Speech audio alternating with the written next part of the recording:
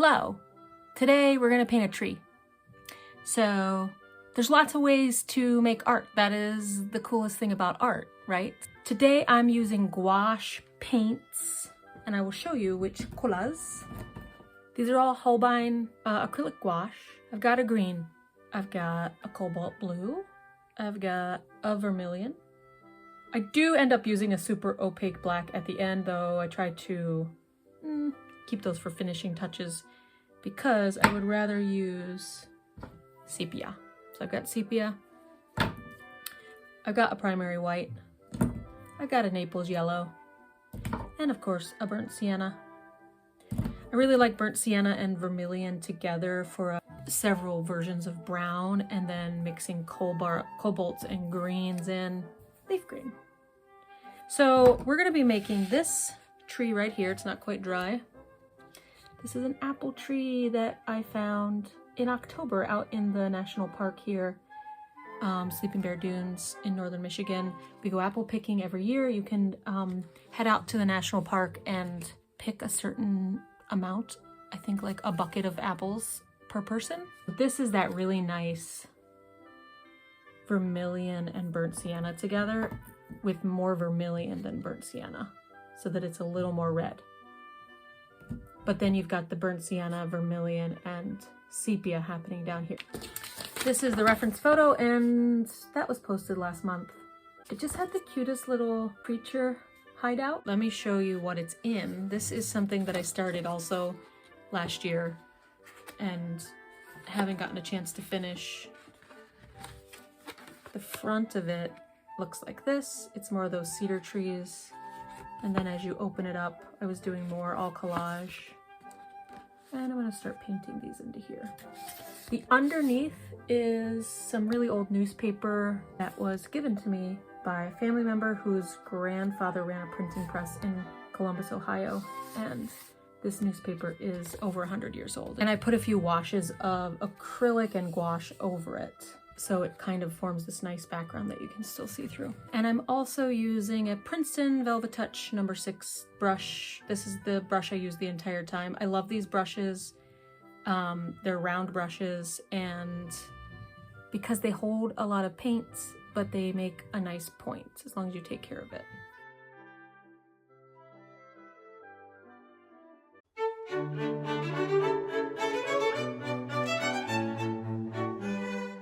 So I'm making a little makeshift palette here with a piece of cloth, pouring some water on, and then I'm going to put some parchment paper on top because I don't want to use my Stay Wet palettes. They have other color palettes on them for other projects that I'm working on.